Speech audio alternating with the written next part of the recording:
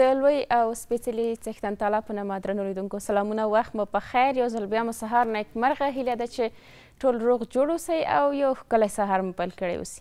درون سهار خپرونه ده، تاسې د شمشاد ټلویزیون څخه زما مریم محمدي او زموږ ټول تخنیکي ټیم په کوربتوب کورې هیله ده چې تر وروستیو شېبو راسره مل اوسئ او نننۍ خپرونه هم راسره وګورئ. د هېواد په هر ګوټ کې چې یاست الله تعالی دې وکړي چې خوښه خوشحاله اوسئ، د ژوند خوښې شېبې ولرئ او انشاءالله چې خپلو کارونو ته به په سمه توګه رسیدګي وکړئ. هغه وروڼه چې له هېواد څخه مسافر دي او د مسافرۍ شپې ورځې تېروي، له کورونو څخه لرې یاستئ، له تاسې هم مننه چې زموږ خپرونې در سره ګورئ. نو په دې هیله چې تاسې هم خپل هېواد ته راستانه شئ او هغه کسان چې د مجبورۍ له وجې له هېواد څخه ځي نو سهولتونه ورته برابر شي. انشاءالله وخت په تېرېدو سره به ستونزې کمیږي، حوصله به نه بایلو او کوښښ به کوو چې همیشه مثبت فکر ولرو، همیشه خپلې هیلې او امیدونه تازه وساتو. هغه کسان چې نا امیده دي نه یې الله تعالی خوښوي او نه یې هم ورځ او روزګار سم تېرېږي. نو که چېرته موږ امید ولرو، هیلې ولرو، نو همدغه هیله امید ده چې زموږ ورځې شپې تېروي. نو هغه کسان چې نا امیده دي نسبت هغه کسانو ته چې امید لري او هیله لري ژوند ته، د ژوند د ښه والي لپاره ښه فکر او مثبت فکر لري، نسبت هغوی کسانو ته ډېر زیات راحت او ارامه ژوند لري. خو دا چې موږ نالښت وکړو او یا هم ناشکره اوسو، نارضا اوسو او تر څنګ د دې همیشه ناهیلې اوسو، نو ژوند به مو هم تریخ وي او همدغسې به مو هغه شته فرصتونه هم له لاسه لاړ شي. نو په دې هیله چې تل مثبت فکر ولرو او د ژوند له دغه خوښو شېبو څخه ګټه واخلو. ژوند کې هم ترخې ورځې راځي، هم خوږې ورځې راځي او ترخې به یې ځان ته د عبرت په توګه اخلو، خوږو څخه به یې خوند اخلو. نو عمر هم دغه دی چې تېرېږي. ځینې کسان په دې فکر کې دي چې کیدای شي دغه حالت چې مثلا دوی په فکر کوي له دې څخه نور هم ډېر ښه فرصتونه ورته راشي. نه، همدغه اوس مهال څخه ګټه واخلئ. کوښښ به کوو چې په اوس کې ژوند وکړو. ځینې کسان په تېر پسې ډېر فکر کوي، ځینې په راتلونکي کې دومره بوخت وي چې راتلونکي فکر یې هغه د حال د ژوند ارامښت اخلي. نو په دې وجه باندې به موږ ډېر کوښښ کوو چې تېرو پسې به هم نه ګرځو او راتلونکي ته به هم خیر هغه خپل اهداف او موخې پلانونه به لرو، خو دومره به ورته فکر نه کوو، آمادګي او تیاری به ورته نیسو. درنو لیدونکو، تاسو کولی شئ چې موږ سره اړیکې هم ونیسئ، خپل نظرونه د ټاکلې موضوع په اړه چې نن دا زه به یې تاسو ته ووایم د هغې په اړه هم نظر راکولی شئ، تر څنګ د خپلې سیمې شته ستونزې او حال هم راته بیانولی شئ. په دې هیله چې کله اړیکې نیسئ نو کوښښ وکړئ چې سم ځای وټاکئ تر څو شور ماشور درسره نه اوسي او تر څنګ د دې د تلویزیون غږ مو هم ټیټ کړئ. نو په دې توګه به ستاسې غږ موږ سم واورو. درنو لیدونکو، نن به په دې غږیږو چې د غوسې پر مهال پرېکړه کول څومره زیانمن تمامیږي. بالخصوص په غوسه به هم غږیږو، تاسو به هم اورو چې کله مو داسې وخت راغلی دی په تاسې باندې چې د غوسې په وخت کې مو پرېکړه کړې، وروسته پرې پښیمانه شوي اوسئ او سمه درته نه وي ښکاره سوي او یا مو څوک له ځان څخه خفه کړي اوسي یا مو چا سره اړیکه پرې کړې اوسي. نو په همدغه موضوعاتو به غږیږو، تاسې راسره اړیکې ونیسئ، له تاسې به هم پوښتنې کوو.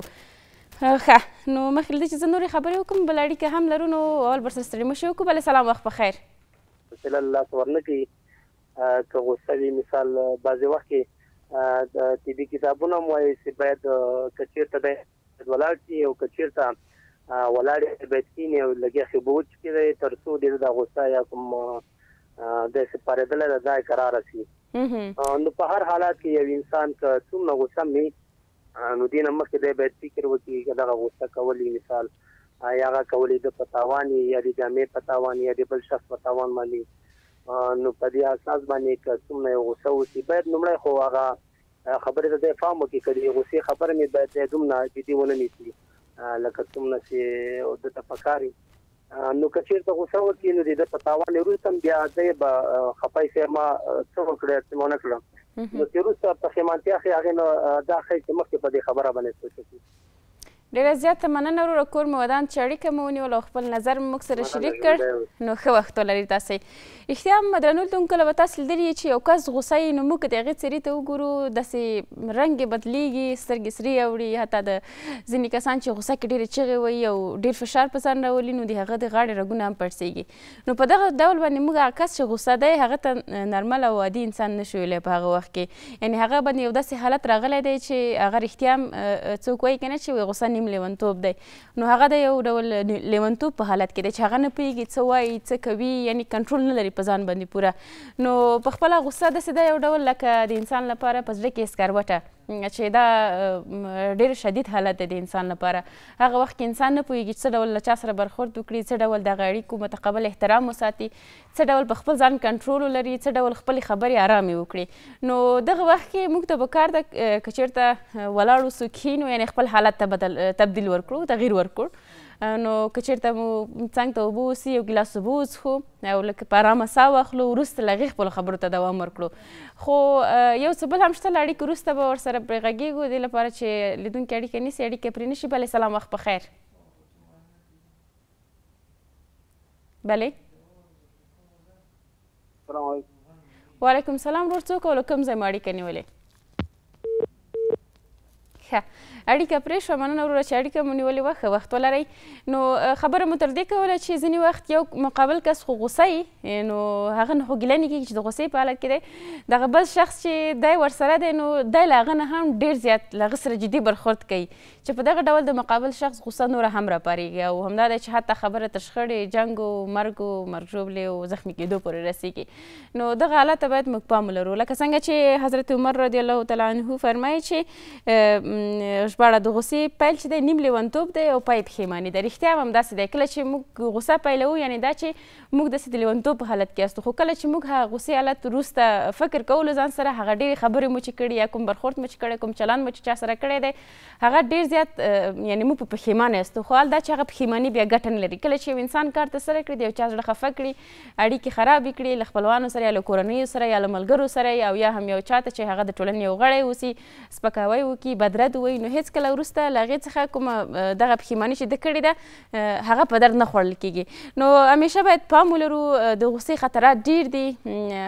ډېری وخت داسې ده لکه د یو سیلاب په څېر دی چې انسان له ځان سره وړي، او په دې ډول هغه انسان هم هغه کوم خطرات او مضرات چې دا لري هم هغې ته تسلیمیږي، او همدا ده چې ډېر زیات ورانۍ رامنځته کېږي.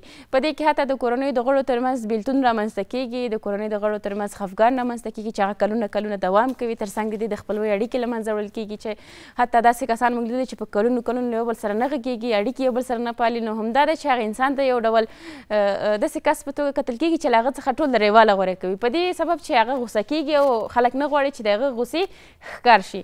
نو همیشه باید موږ ارامه شخصیت ولرو. د غوسې پر مهال باید کوښښ وکړو چې نه مقابل کس ډېر وځورو تر څو چې هغه وغږېږي، او نه هم خپله کس چې غوسه دی هغه هم باید ډېرې خبرې ونه کړي تر څو داسې څه ونه وایي چې وروسته پرې پښیمانه اوسي. نو بالخصوص باید کوښښ وکړي چې لږ څه ارامه اوسي، وروسته له دې چې فکر ارامه شو په هغه موضوع دې وغږېږي. نو په دې باید پاملرنه وکړو چې ځینې کسان دي چې د غوسې پر مهال پرېکړه کوي. نو موږ باید همیشه کوښښ وکړو چې د پرېکړو کولو په وخت کې همیشه عدالت غوره کړو، همیشه انصاف غوره کړو، همیشه هغه پرېکړه وکړو چې نه زموږ ضرر پکې او نه د مقابل لوري ضرر پکې اوسي. په دې ډول به مو یوه ښه پرېکړه کړې، یو ښه قضاوت او عدالت به مو کړی، نه به ګرم یاستو په دې موضوع کې. نو دغه تر هر څه مهمه ده چې د غوسې پر مهال کله چې موږ پرېکړه کوو، هغه پرېکړه بالکل ناسمه وي. وروسته له دې چې موږ غوسه ختمیږي، نو کله چې موږ په هغې فکر کوو، موږ واقعا په دې باندې ډېر پښیمانه کېږو چې دغه فیصله ما ولې کړې ده. نو بیا مجبور یاستئ چې بېرته شاته تګ وکړئ او هغه موضوع د حل لپاره ډېر زیات زحمت وباسئ، ډېر زیات کوښښ وکړئ تر څو چې هغه موضوع بېرته حل کړئ. خو ډېری وخت هغه ناحله پاتې کېږي، ډېری وخت هغه کومې اړیکې چې تاسې په غوسه کې له منځه وړي دي د جوړېدو وړ نه اوسي، او ډېری وخت هغه کوم شخص له تاسې څخه خفه سوی اوسي، نو هغه بېرته نه راپخلا کېږي. په دغه موضوعاتو باید مو فکر وکړو. هغه کسان چې د غوسې پر مهال خدای مه کړه غوسه یې دومره شدیده اوسي چې په یوه وړه موضوع سره مرګ ژوبله کوي، نو د هغه یو کس قتل او د هغه نفس چې هغه اخیستی دی هغه ډېر زیات یعنې هم په هغې دنیا ورسره حساب کېږي او هم په دې دنیا مختورنی اوسي. نو دغسې حالات څخه باید موږ ډډه وکړو. همیشه باید کوښښ وکړو چې فکر مو ارامه اوسي، همیشه باید ارامه شخصیت ولرو. یعنې زورور هغه کس نه دی چې خپله غوسه وازمایي، زورور هغه دی چې خپلې غوسې په وخت کې دی صبر وکړي، حوصله وکړي او مقابل شخص سره هغه همیشه داسې یو حالت غوره کړي چې هغه ارامه کړي په ارامو خبرو باندې، نه دا چې تاسې چا خبره په اور ته تیل ور واچوئ او هغه نور هم لمبه وکړي. نو زموږ هم د هغه کس چې غوسه لري د هغه په وړاندې یو مسؤلیت لرو، هغه دا چې باید هغه ارامه کړو. ښه، بله اړیکه هم لرو. بلې سلام، وخت په خیر.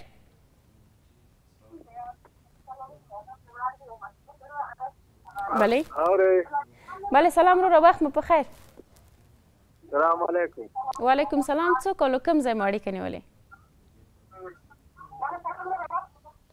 وروره کوښښ وکړئ چې د ټلویزیون غږ مو ښکته کړئ، اړیکه مو پرې شوه ځکه چې غږ مو نه درلوده ستاسې او تاسې هم زموږ غږ نه اورېده.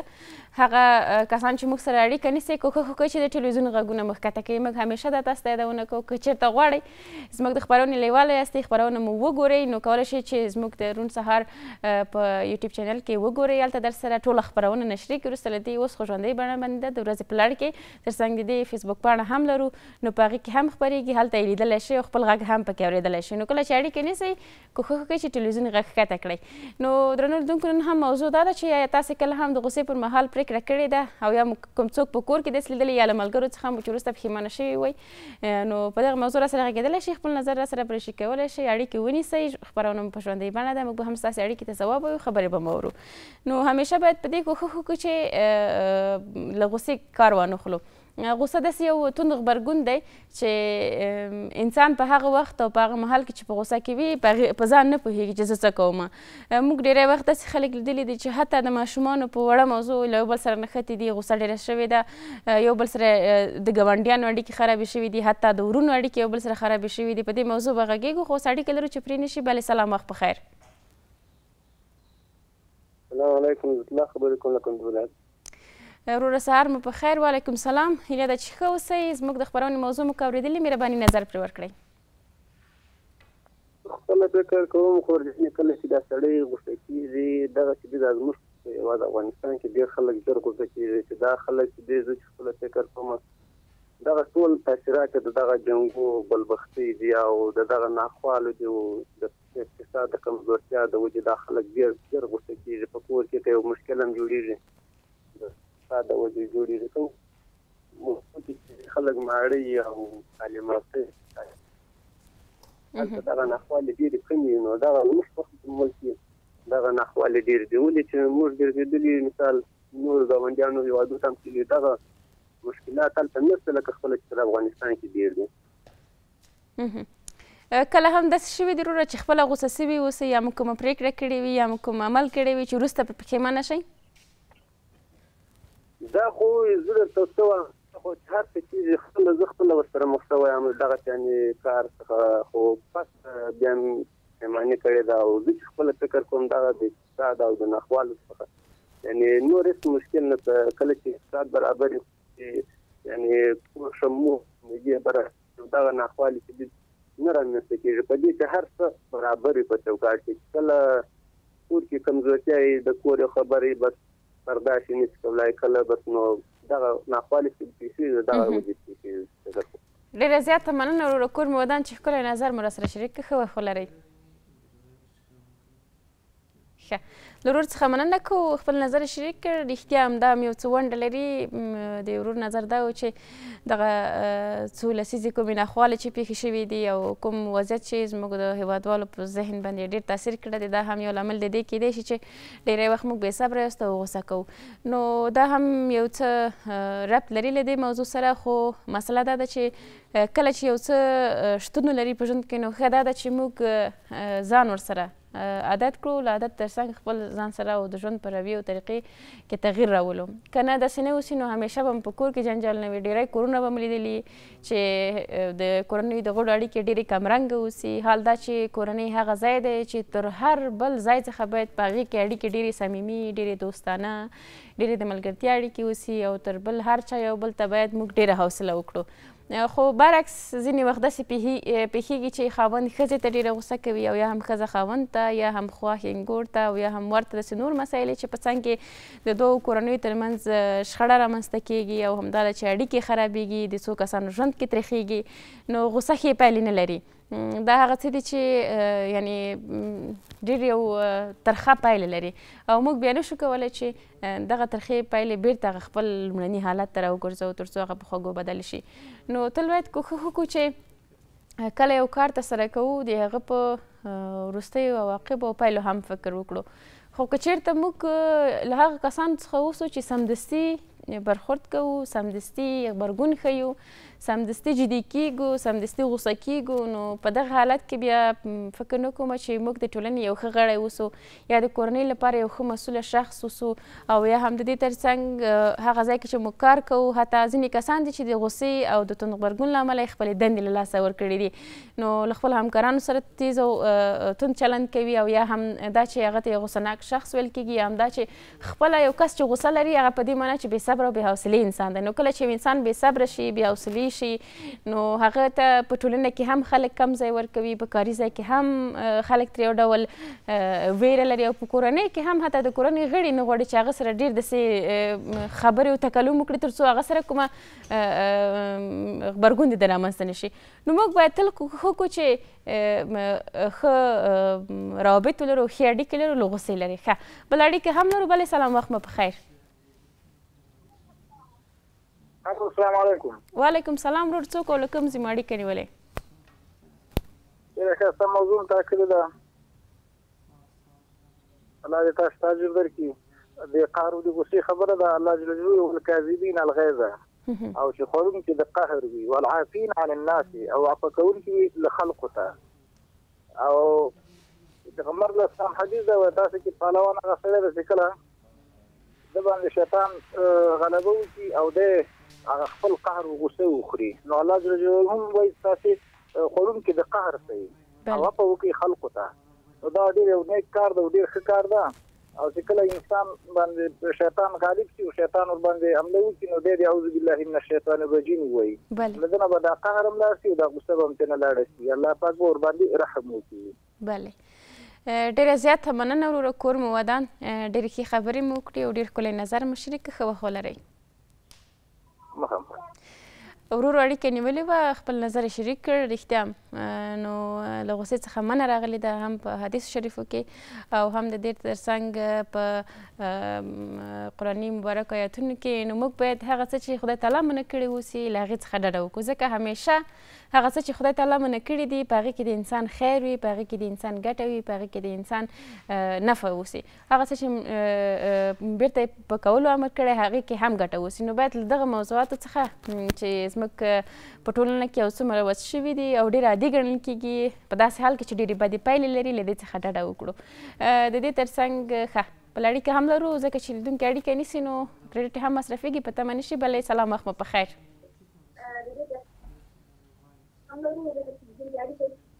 وروره د ټلویزیون غږ مو ښکته کوئ، موږ ستاسې غږ نه لرو. زه محمد شابیر یم له کوټه. ډېره زیاته مننه وروره. خبرې به کوو، نظر به مو هم اورو، خو پیل کې مو د ټلویزیون غږ ښکته کوئ چې ستاسې غږ موږ سم ولرو. د کوټه سنګینه دلته د مبارک سنټر کوڅه کې موږ څوک دغه مسؤلین ته ویلي چې دلته بلاکونه دي د خپل بادرک اوبو دلته څه شي کوي. څوک د مسؤلین ته ورغلو، مسؤلین هغه ونه کړو. ښه صحیح دی وروره، ستاسې موضوع موږ واخیستله خو غږ مو سم نه لرو. نو کور مو ودان چې اړیکه مو نیولې وه، وخت مو زموږ خپرونې ته ورکړه. درنو لیدونکو، ترڅنګ د دې چې موږ هغه کس مسؤله دی چې باید غوسه ونه کړي، او که چېرته کوم کس غوسه وسي نو د مقابل شخص هم یو مسؤلیت ګرځېږي چې له هغه سره ډېر کنجکه ونه کوي، هغه ډېر ازار و تنګ نه کړي، هغه دې ته مجبوره نه کړي چې نور هم د هغه غوسه تنده سي، او نور هم هغه حتی په لاس اوچتولو باندې یا هم په داسې کلماتو پیل وکړي چې ستاسې زړه هم بد شي او د اړیکې د خرابېدو سبب مو ګرځي. او وروسته له دې چې دغه عمل که له چا څخه پیښیږي هم، نو تاسې په پخلاینې عفو او بخښنې کې ور لومړی شئ، ور مخته شئ، لومړی قدم واخلئ، نو اړیکې مو هېڅکله مه خرابوئ، او بالخصوص هغه کورنیو د خپلوۍ اړیکې چې تاسې ورته اړتیا لرئ. درنو لیدونکو، مننه چې اړیکې مو ونیولې له هغه لیدونکو څخه، او ترڅنګ د هغه چا چې اړیکې نه دي روغ شوي او یا هم پرې شوې، نو خیر نورې خپرونې شته ده له خیره، په هغې کې به اړیکې ونیسئ، خپل نظریات په نورو موضوعاتو شریک کړئ او د خپلې سیمې شته ستونزې به هم راسره شریکې کړئ. بیرته راګرځو، موږ سره پاتې شئ.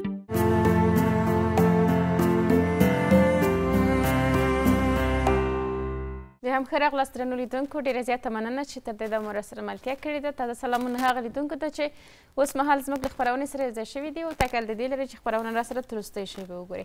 د خپرونې په دې برخه کې به غږیږو په دې چې رواني ضربې څه شی دي، ولې دغه پېښې حادثات رامنځته کېږي او که چېرته دوام ورکړي نو کومې ستونزې رامنځته کوي او څنګه کولی شو ځان ترې وساتو. په همدغه موضوعاتو به له ښاغلي ډاکټر صاحب ایمل صافي سره غږیږو. په خپرونه کې راسره دی. لومړی ورسره ستړي مشي وکړو. ډاکټر صاحب ستړي مشي، سهار مو په خیر. مننه، ستاسو دې سهار په خیر. کورمودان ډاکټر صاحب بل به همدې وکړو چې رواني ضربې څه شی دي؟ بله، بسم الله الرحمن الرحیم. ګرانو هیوادوالو ته همدارنګه یو ځل بیا تاسو ته او تخنیکي همکارانو ته خپل سلامونه او نیکې هیلې وړاندې کومه.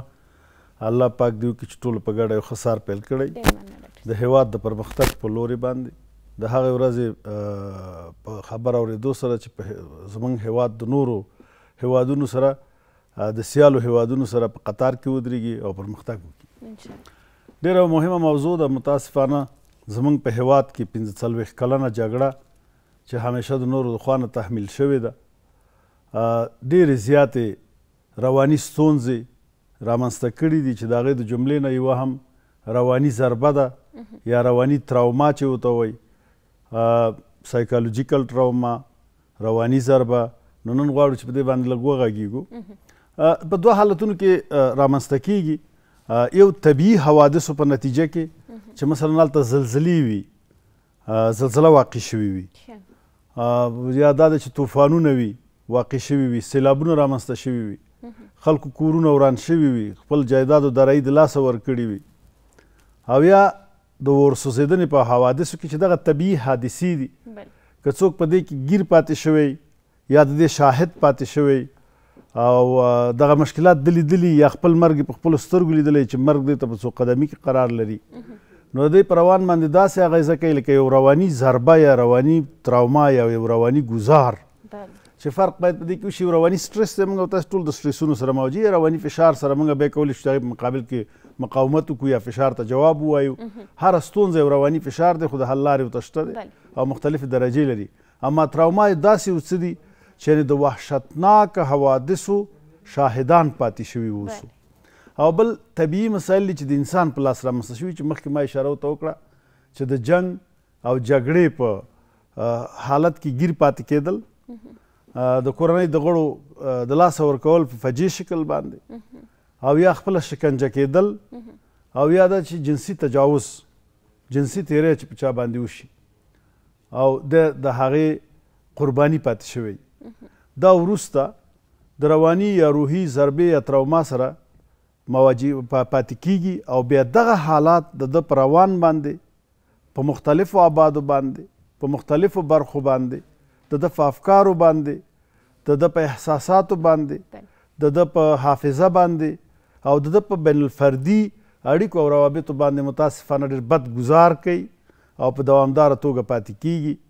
دغه ضربې به په عمومي توګه په دوه ډوله دي، چې یو حاده ضربه ده، هغه په دې معنا ده چې موږ کله د حادثې قرباني شو او دغه قرباني د یوې ورځې نه نیولې تر یوې میاشتې پورې دا اراز والا موږ سره ژوندي شي او چې بیا په نښو نښانو باندې غږیږو، دې ته حاده ضربه وایي. او بل داسې ده چې موږ اوس پرې غږیږو چې پاست تراوماتیک سټرس ډیزاردر یا وروسته د رواني وروسته د یوې حادثې نه د رواني سټرس اختلال یا د رواني فشار اختلال وروسته د حادثې نه، هغه نو داسې کېدلی شي چې د یوې میاشتې نه وروسته په اوږدو کې د یوې میاشتې نه بعد او حتی په کلونو کې رامنځته کېږي او متاسفانه تر کلونو پورې پاتې کېدلی شي او انسان د مختلفو مشکلاتو سره مواجه کوي چې په هغې به غږیږو او مختلفې نښې نښانې لري، په هغې به خبرې وکړو. ډاکټر صاحب ښه ده له همدغه نښو یې پیل وکړو. یو کس چې رواني ضربه یا رواني ګزار لیدلی وي کومې نښې لري؟ بلې زه به داسې لږ غواړم چې لږ ساده ووایم، لکه د یو زلزلې مثال ورکومه. موږ څوک به په ښوونځي کې وي، څوک به د کور په کار کې وي، څوک به مثلا د موبایل شاته موبایل کې مصروفه وي، څوک به په کمپیوټر کې، څوک به د کورنۍ د غړو سره کیسې لري، د دوستانو سره به خندا لري. په یو ثانیه او په یو دقیقه کې داسې حادثه متاسفانه رامنځته شي چې هر څه سرنګونه کړي او دغه کس وروسته د زلزلې نه پاتې شي ژوندی، نو دغه حادثه د ده دپاره یو رواني ضربه یا تراوما په شکل باندې عمل کولی شي او ده ته نښې نښانې پیدا کولی شي. او یا دا ده چې موږ د داسې حادثې قرباني شو چې هغه زموږ په تصور کې هم نه راځي او هغې آباد دومره جوور وي چې زموږ د روان ټولې برخې متاثره کړي. په طور د مثال د بمبارد سره مواجه کېدل، د انفجار سره مواجه کېدل، یا د داسې حوادثو لیدل چې پای کې تا ته د مرګ تهدید متوجه دی چا د خوا نه مستقیما تا تهدیدوي، شکنجه کوي دي، فزیکي شکنجه درکوي، رواني شکنجه درکوي او فشار درکوي. او یا خدای نخواسته په ماشومانو کې او یا په تنکیو ځوانانو کې د جنسي تجاوز مسایل ډېر زیات مطرح بحث دي. د هغې د خوښې خلاف په هغې باندې څه تحمیلیږي، نو د ده په روان کې تغییرات راځي. دغه تغییرات داسې وي چې د همیشه همدغه حادثه د ده په افکارو کې ژوندی پاتې کېږي، د ده په خیالاتو کې ژوندی پاتې کېږي. څوک چې د حادثې په رابطه باندې خبره کوي یا د دغسې حادثې مشابه حالتونه دی په ټلویزیون کې ګوري یا د ده ویډیوګانې ګوري او یا په محافلو او مجالسو کې د دوی قصې اوري، ده ته دا حالت دوباره را ژوندی کېږي چې دې ته فلش بک وایي. دا حادثه په ژوندۍ بڼه په ذهني توګه بیا تجربه کوي. څومره سخته ده چې یو څوک یو بده حادثه تیره کړي او بیا وروسته هغه بار بار د ده په روان کې ژوندی کېږي، د ده په خیالاتو کې ژوندی پاتې کېږي، د ده خوب خرابوي، په خوبونه ګوري ډېر خطرناک او وحشتناک آزاردهنده خوبونه ګوري. همیشه دپاره دی ځان ډېر کم احساسوي، همیشه دپاره دی فکر کوي چې زه هېڅوک هم نه یم، یعنې سلف کانفیډنسي د ده ضعیفه کېږي، بالخصوص په هغه حوادثو کې چې هغلته جنسي تجاوز صورت نیولی، خصوصا په ماشومانو او تنکیو ځوانانو کې. او یا دا دی چې چا د کورنۍ غړی د لاسه ورکړی چې وروسته هغه نه ګوري بیا هغه چا مثلا په طور د مثال مور د لاسه ورکړي، پلار د لاسه ورکړي، مشر ورور د لاسه ورکړي، اولاد د لاسه ورکړي، نږدې دوست د لاسه ورکړي، هغه دوباره نه ګوري، د هغې په خیالاتو کې، د هغې په افکارو کې او د هغې هغه خواږه خاطرات دی ته ژوندي کېږي او ترخه چې د مرګ حوادث دي هغه د ده په ذهن کې پاتې کېږي او دوی ته دا دوباره را ژوندي کېږي. دوی نه غواړي چې د حادثې سره پاتې شي، دوی همیشه کوشش کوي چې اجتناب وکړي، تیښته وکړي د حادثې نه، اما متاسفانه حادثو ته ژوندی کېږي او چې کله حادثو ته ژوندی کېږي دوی ته هم رواني مشکل پیدا کېږي چې فکري تمرکز یا کانسنټریشن د ده خرابېږي. که دی متعلم وي یا دا محصل وي دا به خپل درس ته دوام نشي ورکولی، او که دی کار کوي هغه کار به ښه ثمره نه لري، زر عصبانیت به ورته پیدا کېږي، یعنې د غوسه به ډېره زیاتېږي، د معمولي حوادثو په مقابل کې به جدي ریاکشن د ځانه ښکاره کوي. یعنې که یو معمولي دغه حوادثو یا د اوري کوونکی څه دی به زر د عکس العمل د ویرې او ډار او د ترس هغه چې د اضطراب دی هغه پانیک ډوله حالات دي هغه به ورته پیدا کېږي، خوله وچوالی به ورته پیدا کېږي، د زړه ضربان به ورته پیدا کېږي، نفس تنګي احساس به کوي، فکر کوي چې یاره زما په دې ستوني کې څه بند پاتې دي، په ګېډه کې د درد احساس به کوي، د ستړیا او د خستګۍ احساس به کوي. همیشه دپاره په راتلونکي باندې دا کسان بې باوره پاتې کېږي او د برانګېختګۍ هغه شعور پکې نه پاتې کېږي. مثلا موږ او تاسې ساده ووایم، موږ او تاسې د راتلونکي دپاره امیدواري کوو، مثلا هلې ځلې کوو، هم فزیکي هلې ځلې کوو، هم رواني هلې ځلې کوو، هم روابط ساتو، هم درس او هم مطالعه کوو، موږ چې راتلونکي به دا شو دا شو دا شو، دوی د هېڅ سره علاقه به نه پیدا کوي. او سړښتو ته پیدا کېږي، رواني سوړوالی ورته وایي یا رواني کرختي ورته وایي، دا شخص ته پیدا کېږي او دا متاسفانه تر کلونو پورې ادامه پیدا کولی شي. وایي کیدای شي دوی په ژور خفګان باندې مخته شي چې ډېر شدید او جدي اختلال دی، د اضطرابي ناروغیو په مختلفو انواعو باندې اخته شي، مخدره موادو ته یا مخدره توکو ته دوی مخه وکړي او حتی د ځان وژنې اقدامات په دې ناروغانو کې متاسفانه ډېر زیات دي. رواني ضربه یو شدید رواني اختلال په نړیواله سطحه منل شوی دی. په همدغه لحاظ باندې هغه کسان چې د جنسي تجاوز سره مخامخ کېږي د شرعي اصولو په اساس هم او د مدني قوانینو په اساس هم د اعدام د سزا سره باید مواجه شي. څوک اختطاف کوي دا هم یو رواني ضربه ده. وروسته د اختطاف نه چې هغه کس راوځي د ډېره پورې په رواني ناروغیو باندې اخته کېږي، ډپریشن، ژور خفګان، د خوب خرابوالی، د اشتها خرابوالی، د ارتباطاتو سوړوالی چې ما مخکې عرض کړو دغه ټولې نښې نښانې یا یو څه اندازه پکې پاتې کېدلی شي. نو رواني ضربه یا پاست تروماتیک سترس ډیساردر دا یو جدي رواني اختلال دی. ډاکټر صاحب ځینې طبي پیښې چې له هغې څخه خلاصون نه وي، لکه تاسو فرض مثال ویلي چې زلزله ده یا هم د اور ځینې پیښې دي چې خلک یې ګوري یا سیلابونه دي یا د یو کس مړینه ده د کورنۍ غړي، دا چې پیښیږي دغه کس باندې چې دغه حالت راځي څنګه کولی شي له دغه حالت څخه ځان وباسي؟ اصلا داسې دی چې اوله به طبیعي پیښو ته متوجه کړو. کله چې یو ځای کې زلزله واقع کېږي متاسفانه په افغانستان کې یو زلزله خیز ملک دی، امکانات پکې ډېر زیات کم دي. موږ پخوا هم فقیران پاتې شوي، د وطن همیشه دپاره فقر او بدبختۍ د جنګ لمبو ته اچولی دی. اوس هم د ټول نړۍ په سطحه په تناسب باندې موږ د ډېرو مشکلاتو سره مواجه یعنې چې اوس یو عادي زلزله راشي موږ ډېر آسیب پذیره یو، او که یو سیلاب راشي ډېر آسیب پذیره یو. موږ صحیح ده اولویتونه دا دي چې د مریض فزیکي زخمونو او د دغه درملنه باید وشي، همدارنګه د دې د کورنۍ د یا شوې باتې دا اولویتونه دي چې دا باید تامین شي. اما د دې تر څنګ ډېر لومړی اولویت دغه د رواني ضرباتو اولویت دی چې بیا دغه کسان ډېر زیات ضعیف به پاتې کېدلی شي په راتلونکي، حتی وایي د دې په شخصیت کې چینجز راتللی شي، پرسونالټي دا پخوانی شخص نشي پاتې کېدلی، د رواني د ستونزې سره به دی ژوند کوي د دوامداره توګه. نو ده ته ډېره توجه پکار چې ډېر زیات مداخله وشي، د ده نه حمایه باید وشي.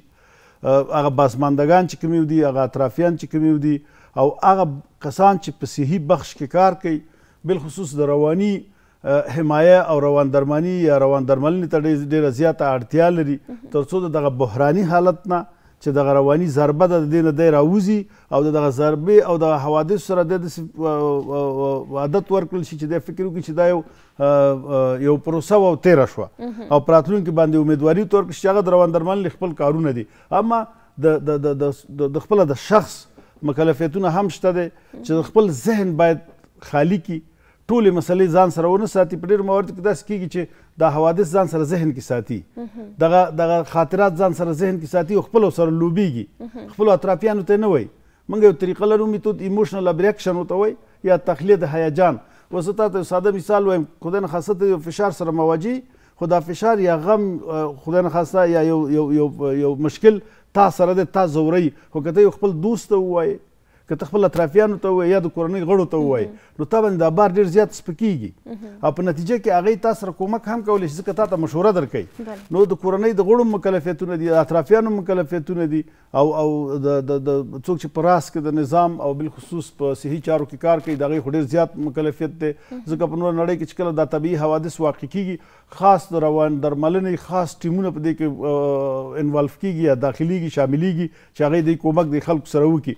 اما شخص په خپله هم چې موږ شکر الحمدلله مسلمانان په راتلونکي باندې د امیدوارۍ دپاره د عبادت لاره ډېره زیاته مهمه ده، د الله طرف ته رجوع ډېره زیاته مهمه ده، او ټول حوادث داسې منل چې دا د ژوند بعضې پړاوونه دي څوک سره مواجه کېږي، یعنې دې باندې کار کول، یعنې دا په یو عادي خبرو هم نه کېږي چې زه وایم، خو دا یو طریقه ده، یوه لاره ده چې یعنې که دغه لار کې سړی جوور لاړ شي یا رجوع ته وکړي، ورزش تفریح کول، د ذهن خالي کول، عبادت کول ډېر زیات رول لري. دا شخص خپله ځان سره ډېر کومک کولی شي او د ذهن نه خبرې ایستل.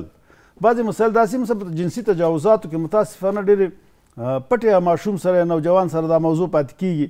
همیشه نه غواړي چاته ووایي زه به په ټولنه کې کم ښکاره شم، د کورنۍ یا نږدې کسانو ته هم نه وایي، او دا ټول غم په خپل ځان تېروي، او دا بیا دا دی چې دی به همیشه فرخاشګري، خوب به نه کوي، وزن به نه اخلي، ښه صحت به نه لري، د ځان وژنې فکرونه به ورسره پیدا کېږي، نشهیي توکو طرف ته به تمایل ښکاره کوي، او یو تعداد بیا د انتقام د اخیستو په فکر کې پاتې کېږي، او بالاخره د خپل انتقام دپاره هر څه ته لاس اچوي. یعنې دا داسې یو څه دي چې شخص هم مکلفیت لري او د اطرافیان هم مکلفیت لري، که څه هغه په طبیعي پیښو کې او که هغه څه په غیر طبیعي پیښو کې.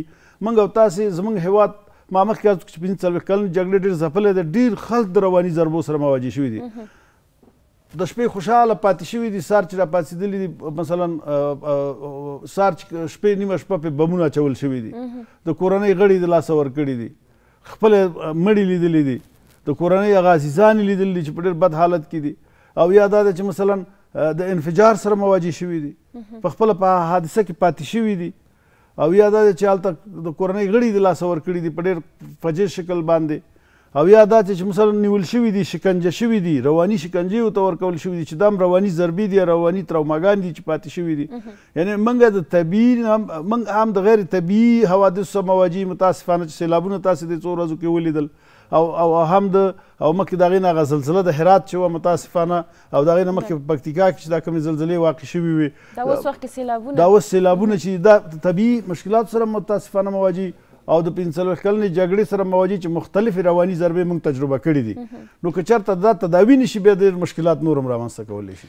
ډاکټر صاحب که په دې ملنډ وغږیږي که څه هم ډېر اوږد بحث به وسي چې لیدونکو لپاره پوهاوی وي ځینې وخت داسې پېښېږي چې په کورنۍ کې یو کس ته پاملرنه نه کېږي که څه هم هغوی په خپله هم په دې پوهېږي چې دغه کس یو رواني ضربه لیدلې ده او هغه کس په ټولنه کې د بې باورۍ او یا هم په کورنۍ کې هم دی زړه نه ښه کوي چې هغه موضوعات له کورنۍ له غړو سره شریک کړي دغه د روان درملنې او په خپله دغه شخص اړیکه څومره مهمه ده دغه وخت کې شخص څومره مسؤلیت لري ځینې کسان په دې فکر کې دي چې ټوله پړه په همغه کس چې د روان درملنې ډاکټر دی یا مسؤل دی په هغه واچوي څومره خپله یو شخص کولی شي چې له هغه حالته راووځي بله ما مخکې عرض وکړو چې ټول رواني اختلالات خو د هغې جملې نه رواني ضربه چې ډېره زیاته مهمه ده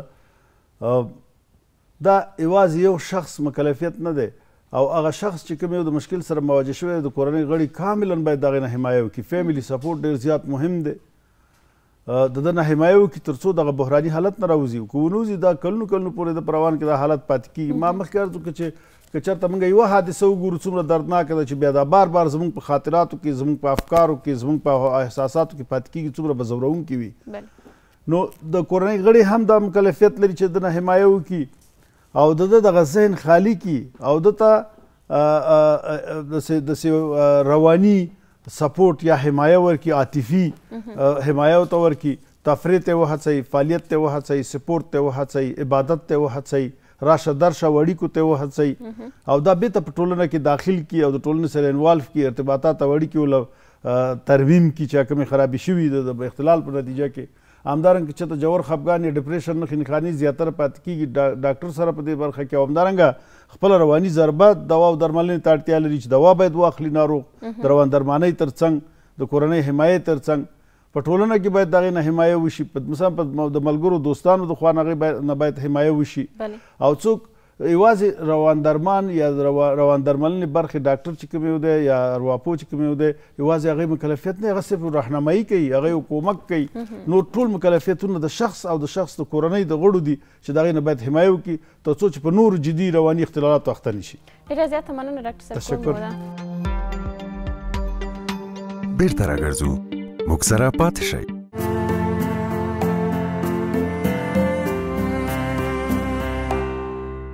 بیا هم په خیر راغلئ درنو لیدونکو هیله ده چې ښه اوسئ یو ځل بیا مو سهار نیکمرغه مننه چې تر دې دم راسره ملتیا کړې د خپرونې په دې برخه کې د سکایپ پر لیک سره ښاغلی اسف جهاني په هرات کې د شمشاد خبریال دی ورسره به په دې غږیږو چې هرات کې امنیتي وضعیت څنګه دی تر څنګ د دې د هرات خاف ریل پټلۍ چې کوم په هغې باندې وارداتو صادرات پیل شوي په هغې به هم غږیږو ورسره به ځوانانو پر ستونزو غوښتنو هم غږیږو په نورو موضوعاتو باندې پیل کې به ورسره ستړي مه شئ وکړو جهاني صاحب ستړي مه شئ سهار مو په خیر سلامونه تاسو ته د شمشاد نړیوال تلویزیون قدرمنو لیدونکو ته خپل نیکمرغه سهار مو پیل کړی وي ډېره مننه جهاني صاحب پیل باید د همدغې د هرات د خاف ریل پټلۍ چې ده له همدې څخه وکړو چې کوم صادرات واردات پرې پیل شوي دي په دې کې کوم څه نوي اوسي او لیدونکو ته یې ویل لرئ بله تیر جمعه د 15 کاله وروسته د هرات خاف ریل پټلۍ باندې د لومړي ځل لپاره صادرات او واردات پیل شوه چې په دې کې د افغانستان لومړنۍ جوپه صادراتي توکي د ایران ته صادر شو او د هغه ځای څخه بیا ترکیې ته ځي په دغه جوپې کې تالک ډبر 1100 تالک ډبرې وي چې د یو سوداګر لخوا څخه د ترکیې مرسینګ ښار ته به صادریږي مننه جهاني صاحب د هرات صنعتي ښارګوټو پورې هم ریل پټلۍ غځول شوې ده په دې به هم موږ ته معلومات راکړئ بله تر اوسه پورې د هرات صنعتي ښارګوټ پر ریل پټلۍ غځولو چارې عملا لا تر اوسه پورې نه دي پیل شوي هغه ګاما شرکت ته په قرارداد ورکړل شوي دي خو د روزنک څخه تر رباط پریان پورې شاوخوا 40 کیلومتر اوږدوالي سره دغه د څلورمې قطعې لومړي فاز چارې تقریبا 15% بشپړې شوي دي او پاتې نورې چارې به یې هم د 6 څخه تر 8 میاشتو پورې بشپړې شي او همداراز د رباط پریان څخه بیا د هرات صنعتي ښارګوټو پورې د دغه ریل لارې غځولو چارې به هم ډېر ژر پیل شي چې ما وړاندې وویله ګاما شرکت ته د روژې په میاشت کې به قرارداد ورکړل شوي دي نو چارې به یې هم ډېر ژر پیل شي ورسره جهاني صاحب د دغه ریل پټلیو د لارو امنیتي ټینګښت په اړه څومره ډاډ ورکړل شوی دی څومره امنیتي ټینګښت لري د امنیت ټینګښت په اړه باندې مسؤلینو بار بار ډاډ ورکړی دی. د دغه لارې امنیت ټینګښت لپاره ځانګړې قطعه هم جوړه شوې ده چې شاوخوا 400 نفر هغه سرتېري پرسونل لري. نو مسؤلین بار بار ډاډ ورکوي چې هلته هیڅ ستونزه نشته. تګ راتګ لپاره باندې بشپړ ډول باندې امنیت ټینګ دی. هلته امنیتي پوستې شتون لري. نو په هیڅ ستونزه امنیتي ستونزه هلته نه لیدل کېږي د مسؤلینو په خبره باندې. جهاني صاحب که عموم کې د هرات د امنیتي وضعیت په اړه موږ ته وغږیږي، خلک څومره راضي دي، څومره هلته د امن احساس کېږي او امنیت ټینګ دی؟ بله، تر ډیره پورې کله چې اسلامي امارت حاکم شوی دی په هېواد باندې، دلته د خلکو امنیتي ستونزې هم ورسره حل شوي دي. ځکه وړاندې به دلته اختطاف کېده، غلا وسلوالې غلاوې به ډېرې وي. اوس دغه د وسلوالو غلاو کچه هم ډېره ټیټه شوې ده. اختطاف د هرات والي وایي چې اختطاف اوس بیخي صفر ته رسېدلی دی. هېڅ د یو کال یو نیم کال راوروسته هیڅ کامیاب اختطاف دلته په هرات کې نه دی ترسره شوی. تر ډیره پورې خلک خوښ دي د دغه امنیتي وضعیت څخه، بخصوص سوداګر. کله چې سوداګرو سره موږ خبرې کوو، هغوی دا وایي چې وړاندې به موږ نسو کولی چې خپل سوداګري په راحتي سره پر مخ یوسو، ځکه اولادونه مو خوندي نه وه، کورنۍ مو خوندي نه وه، حتی دوی خپله خوندي نه وه د اختطافچیانو د لاسه. خو اوس ماشاءالله دغه امنیت چې ټینګ شوی دی، دلته د هرات صنعتي ښارګوټي کې سوداګرو فعالیت هم زیات شوی دی. د وړاندې د جمهوریت په وخت کې 150 صنعتي کارخونې د هرات صنعتي ښارګوټي کې فعاله وي، خو اوس چې امنیتي وضعیت ورسره ښه شوی دی، شاوخوا دغه صنعتي کارخونو شمېر په صنعتي ښارګوټي کې 200 ته رسېدلی دی. نو دا د دې ښکارندویي کوي چې په هرات کې اوس امنیت ټینګ دی او خلک یې ستونزه نه لري امنیت برخه کې. جهاني صاحب، په عموم کې د هرات ولایت د اوسیدونکو ستونزې، بالخصوص بیا د ځوانې طبقې ستونزې کومې دي؟ هغوی څه غوښتنې لري له مسؤلینو څخه چې د هغوی د حل لپاره اقدام وکړي؟ په ټول هیواد کې ستونزې شته، خو د هرات ځوانان هم هغه ستونزې لري چې هغه ستونزه د دوی د بیکاري ده. ځکه دلته کار نشته، کاري فرصتونه نشته. کله چې د ځوان سره خبرې کوي، یا د بخصوص هغه ځوانان چې هغوی زده کړې کړې وي، هغوی دا شکایت لري چې باید دوی ته د کار زمینه پیدا شي. ځکه اوس په دې په خبره په هیواد کې کاري فرصتونه په رښتیا هم کم دي، نشته. او تر ډېره دوی دا غوښتنه لري چې باید په دولتي بستونو کې، دولتي ادارو کې ودوی ته د کار زمینه برابر شي، او هغه ځوانان په دولتي ادارو کې او په بستونو کې وګمارل شي چې هغه په رښتیا هم وړتیا ولري. داسې غوښتنې هم ځوانان لري چې باید په دولتي بستونو او ادارو کې ځوانان د وړتیا پر بنسټ باندې وګمارل شي، د آزاد سیالیو له لارې وګمارل شي، نه دا چې د خپلوي او واسطې په بنسټ باندې ځوانان وګمارل شي. تر ډېره پورې نور ځوانان هم دا غوښتنه لري چې باید دوی ته د کار زمینه برابره شي. خو کله چې بیا موږ د مسؤلینو سره دا خبرې کوو چې ځوانان د کار غوښتنه کوي، دوی بار بار ډاډ ورکوي چې دلته موږ پر بېلابېلو قانونو او معدنو باندې کار شروع کړی دی، او ډېری معدن هم په قرارداد ورکړل شوي دي چې هغوی کار به هم شروع شي، چې دې سره به ځوانانو ته هم کاري فرصتونه پیدا شي. یوې د دوی څخه د هرات غوریان اوسپنې کان دی چې د شاوخوا څو میاشتې کېږي چې هغه په قرارداد ورکړل شوی او عملي چارې پیل شوي دي، چې په هغه سره به شاوخوا 100,000 نفر ځوانان پر کار باندې شي، او همداراز په نورو کانونو کې به هم ځوانان پر کار شي. همداراز کله چې د هرات صنعتي ښارګوټي کې ما وړاندې وویل چې 200 کارخونې دي اوس، نو په دې سره ځوانانو ته د خامخا د کار زمینه هم ورسره برابرېږي. جهاني صاحب، هلته د زراعتي ځمکو د کروندګرو وضعیت څه ډول دی؟ ځینې وخت په دغه تېرو کلونو کې موږ د ځینې ولایتونو شاهدان وو چې ځینې وخت به په دغه زراعتي ځمکو د ملخانو یا هم ورته نورو حشراتو هجوم و چې هغه فصل به یې خرابېده. هلته د زراعتي ځمکو فصلونه څنګه دي او کروندګر کومې ستونزې لري؟ د ورښتونو وړاندې ژمي موسم کې کروندګر ډېر ناراضه و، ځکه چې هغه وخت وچکالي وه، هېڅ ورښتونه نه وه شوي. خو کله چې اوس بیا د سپرلي موسم کې اورښتونه هرات کې زیات شوي دي. کروندګر ډېر خوښ دي د خپلو کښتونو څخه. کروندګرو کښتونه هم ډېر ښه په وده کې دي اوس مهال. خو یوه ستونزه چې دوی لري هغه دا دی چې دوی ته باید اصلاح کړل شوي تخمونه غوره کړل شي. دوی ته د اړین امکانات په لاس کې غوره کړل شي تر څو دوی وکولی شي د خپل زراعت چې دی هغه په موډرن توګه باندې ترسره کړي.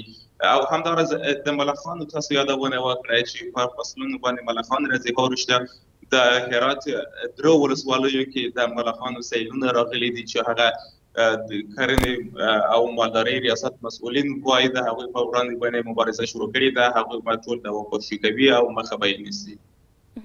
جهاني صاحب دغه د کروندګرو کومې غوښتنې چې دي لکه د ځینې تخمونو چې هغه اصلاح شوي اوسي د هغوی ورکړه ده او تر څنګ د دې همداراز دغه د ملخانو چې کوم په ځینې درې ولسوالیو دي چې په ځمکو باندې هجوم راوړی دی د هغوی د فصل د خرابېدو سبب ګرځېږي. څومره ډاډ ورکړی دی او څومره رسیدګي دغو ستونزو ته کړې ده؟ کله چې موږ د مسؤلینو سره دا خبره کوو مسؤلین وایي چې موږ اصلاح کړل شوي تخمونه او یو شمېر کروندګرو ته ویشلي دي خو هغه ټولو ته یې نه دي ویشلي ځکه ټولو کروندګر بیخي شمېر زیات دی خو باید ورته وویشل سي هغه. او همداراز کوم ملخان چې راغلي دي هغه د هرات پر درو ولسوالیو باندې رباط سنګي، کوشک کوهنه او همداراز پرخ ولسوالۍ باندې په دغه درو ولسوالیو باندې د ملخانو سیل راغلی دی چې مسؤلینو د هغوی پر وړاندې مبارزې ډاډ ورکړی دی او هغوی ټول به وحشي کوي او مخه به یې نیسي. جهاني صاحب د کومې زلزلې چې تېرې شولې هغه کسانو چې زیان لیدلی او هغه کورنۍ چې زیانمنې شوې مالي او ځاني زیانونه یې درلودل هغوی سره دغه د مرستو لړۍ څومره حد ته رسېدلې ده؟ آیا داسې هم شته چې ځینې کورنۍ پاتې شوي دي او د دې غوښتنه لري چې هغوی سره دې په دغه برخه کې مرسته وشي او همداراز د کورونو په جوړولو کې هغوی ته کوم داسې خاص پلان شته د مسؤلینو لخوا څخه که نه؟ بله شاوخوا د هرات کې د لومړۍ زلزلې څخه 7 میاشتې تېرېږي خو دا هغه 7 میاشتو را په دې خوا تر اوسه پورې لا هم داسې یو شمېر کورنۍ شته چې ټول ژمی په خیمو کې تېر کړی دی او لا تر اوسه پورې هم دوی په خیمو کې ژوند کوي. خو د حکومت لخوا څخه او همداراز د خیریه بنسټونو لخوا څخه هغوی ته مرستې خوراکي توکي ویشل شوي دي، هغوی ته شمالي توکي هم ویشل شوي وي هغه وخت او همداراز نقدي مرستې هم ورته ویشل شوي دي. د کورونو جوړولو چارې هم په چټکۍ سره روانې دي او تر اوسه پورې شاوخوا 7,000 کورونه دوی ته جوړ شوي دي خو دغه لړۍ لا اوس هم روانه ده. دغه 7,000 کورونه لا هم اوس کافي نه دي. داسې یو شمېر کورنۍ لا هم شته چې زیان یې لیدلی دی او هغوی لا اوس هم په خیمو کې ژوند کوي او غوښتنه لري چې باید ژر تر ژره دوی ته سرپناه برابره شي. نو تر ډېره پورې مرستې ورته رسېدلې دي خو د کورونو جوړولو چارې لا هم روانې دي، بشپړې شوي نه دي. تر اوسه پورې لا هم ما یادونه وکړه چې یو شمېر کورنۍ لا هم په خیمو کې ژوند کوي. نو بیا مسؤلین بیا وایي چې د کورونو جوړولو چارې په چټکۍ سره مخ ته وړي خو له دې چې د راپارېښ شي نو بیا به په هغه زلزله ځپلو سیمو کې د جوماتونو جوړولو، ښوونځیو جوړولو او همداراز روغتیایي مرکزونو جوړولو چارې به هم ډېر ژر پیل کړي چې هغه برخه کې به هم د دوی ستونزې هوارې شي ورسره. جهاني صاحب دغه کومه هفته چې تېره شوه په دې کې د ډېری ولایتونو په سیمو کې د سیلابونو د شتون او د هغوی د راوتلو د خطر اعلان شوی و. آیا هلته هم داسې کومې پیښې شوي دي او یا هم دغه نورو ورځو ته چې دغسې دغه هوا لږ څه داسې ده چې بارانونو ورښت پرې زیات اټکل شوی دی لا هم داسې د خطر لاندې سیمې هلته شته او که نه او دغه کسان چې کورونه نه لري تاسې ویل چې خیمو کې اوسېږي دوی څومره دغه حالت څخه ویره لري؟ تر ډېره پورې اورښتونه چې اوس البته تېره اونۍ او یو اونۍ بل وړاندې د هرات اوسېدونکي بخصوص کروندګر څه حد زیانمن شوه خو هغه کروندګر و چې د هغوی فصلونه او هغه کرنیزې ځمکې د اوبو د سیل په لارې کې وي په مسیر کې وي هغوی زیانمن شوه. تر ډېره پورې نورې ځمکې ته ضرر نه دی رسېدلی او د هرات په شون زرغون ولسوالۍ کې څه اندازه هلته کرنیزې ځمکې ویجاړې شوي دي خو ځاني زیان نه دی رسولی. دلته د مسؤلین آمار ورکوي چې تېرو 3 میاشتو کې د سیلونو له امله څخه شاوخوا 6 تنو خپل ژوند هم د لاسه ورکړی دی او همداراز هغه زلزله ځپلي چې په خیمو کې ژوند کوي هغوی خامخا د اورښتونو څخه په تکلیف کېږي اذیتېږي ځکه د اورښتونو سره بیا هلته دوی ماشومان هم لري هوا هم سړېږي نو خامخا تکلیفونه ودوی ته پیدا کېږي. جهاني صاحب په وروستیو کې داسې په لنډ ډول که ووایي چې بیا هم دغه څه موضوعات مو چې یاد کړل له دې څخه غیر د هرات ولایت لپاره او د هغوی د اوسېدونکو ځمکو د هېوادوالو لپاره داسې کوم خاص ځای شته د بیا رغونې په برخه کې چې څه تر نظر لاندې اوسي او که نه؟ بله دلته د هرات والي شیخ اسلام جار خلکو ته بار دا زیری ورکوي چې اوس مهال دوی داسې قراردادونه په لاس کې لري داسې پلانونه په لاس کې لري چې په هغه کې به 10 لوی پروژې شامل دي 10 لوی قراردادونه شامل دي چې په بشپړېدو سره به په عملي چارو پیل سره به د هرات اوسېدونکو اقتصاد کې یو لوی بدلون راسي. شاوخوا ما وړاندې وویل چې هرات والي وایي 10 داسې پلانونه دي چې هغه د هرات او د ټول افغانستان اوسېدونکو لپاره ډېر ګټور تمامېدلی سي او هغوی ته به د کار زمینه هم برابرېږي تر دې چې حتی هغوی ډاډ ورکوي چې په هرات کې به کوم داسې څوک بېکاره پاتې نه سي. نو همدا زیری دی چې د هرات والي لخوا هم خلکو ته بار ورکول کېږي. ډېره زیاته مننه جهاني صاحب ښه وخت لرئ کور مو ودان. بیرته راګرځو موږ سره پاتې شئ.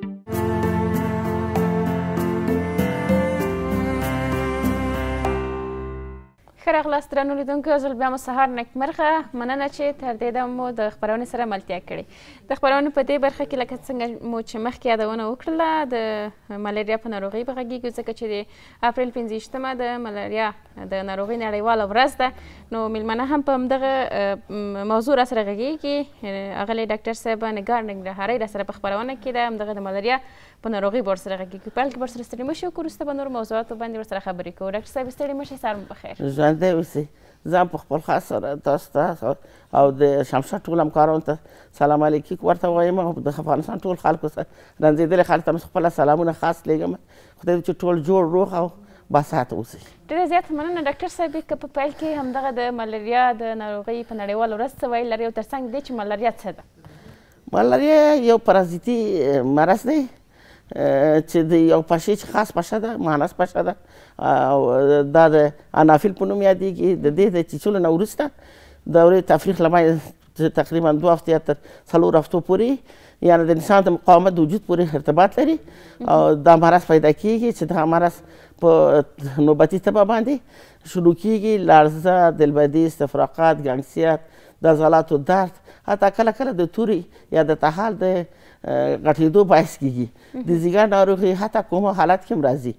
دغه چې دا مخکې درته ویله چې دا د یو پرازیت یا خپله په واسطه وبخئ د پروتوزوا په واسطه منځته راځي چې تر اوسه پورې 108 پروتوزوا کشف شوي دي چې په دې کې 4 پروتوزوا د مرض باعث کېږي چې دغه په ملاریا کې ده او خصوصا هغه ګرمسیرو مملکتو کې یعنې آسیایي او افریقایي مملکتو زیات تر تهدید لاندې ده چې دغه پرازیتونه عبارت دي د اوویول، ملاریایی، فالسیپارم او ملاریایی فالسیپارم اوویول او وایواکس دی چې په دې ټولو کې خطرناک فالسیپارم ده چې دماغ له منځه وړي یعنې دماغ لیزي او حتی مریضان د کوما په حالت کې راځي.